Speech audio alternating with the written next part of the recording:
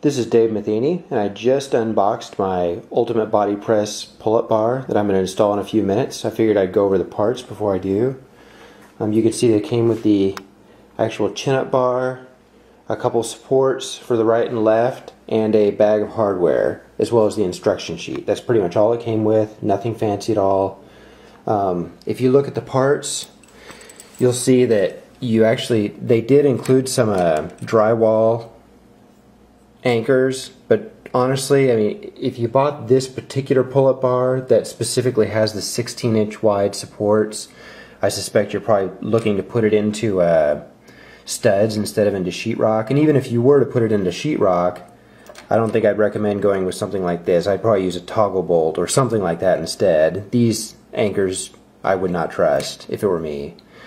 The lag bolts, they're 5/16 by about 3.5 on the 5/16 in diameter, 3.5 inches long, and pretty much everything else, you know, pretty straightforward.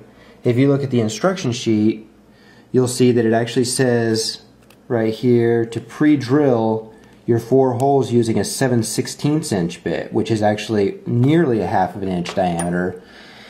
And if you were to follow the directions and do that, I think you would find yourself in a mess because the diameter of the lag bolt itself is smaller than the hole they're telling you to drill. I measured this with some calipers, and I'm actually going to drill with a 7/32 bit when I install it. So I guess now I'm going to get to it. I'll get this installed and we'll do a quick review. Okay, I think I've got everything ready to install. I read through the instruction sheet, and let me tell you, somebody needed to proofread that thing pretty bad. There were quite a few little mistakes on there. So I think when you do read it, be sure to use common sense. Let me show you one other thing after I unwrapped this. I don't know if you can tell the end of that, the handle on the grips on both of them, there's some damage to the rubber. And this is where the rubber band was wrapped around to keep the plastic on. So hopefully, you know, in the long run that'll kind of come out, but the way it looks, I kind of doubt it will. So let's go ahead and get started with the install. I figured out where I want to put it. I see the height I want it at, so I'm just going to go ahead and start marking stuff off, and we'll get it installed. Okay, the first thing I want to do is find out where to put my right hand support using my stud finder. And we'll mark it here. There we go.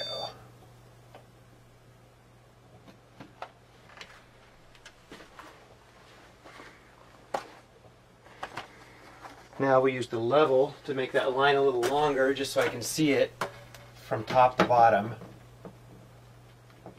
and make sure that we're going to be on the same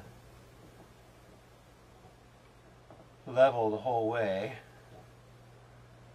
Let's go from there down to there. That looks good.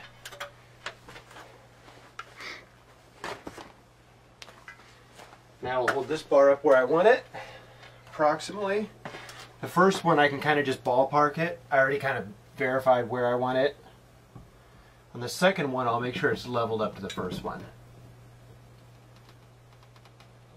Okay, so I'll just put a dot, a little hash mark right in the middle of that circle for both the bottom and the top.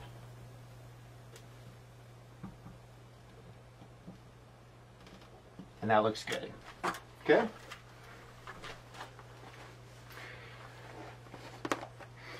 Now using a 7/32 bit, I'll drill the pilot holes.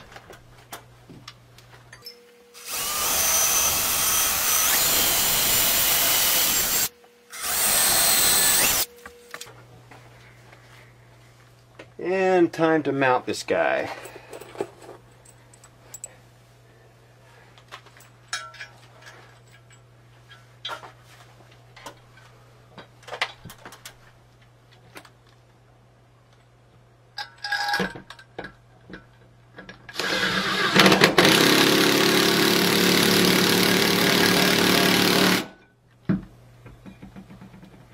You can use a socket wrench for this, but honestly, if you have a drill like this, it's much quicker.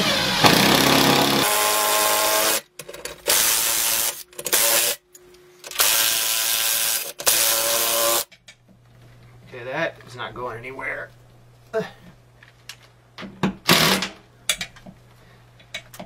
Yeah, that's rock solid.